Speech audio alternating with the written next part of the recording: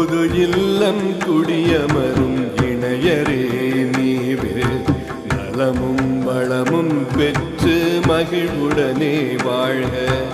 அன்பும் பண்பும் 16 சிறப்புடனே பெருக வாழையடி வாழையன ஆள் போல தழைக்க கல்வியும் செல்வமும் வெற்றியும் பெருக சீரோடும் சிறப்போடும் குலம் விளங்க வாழ்க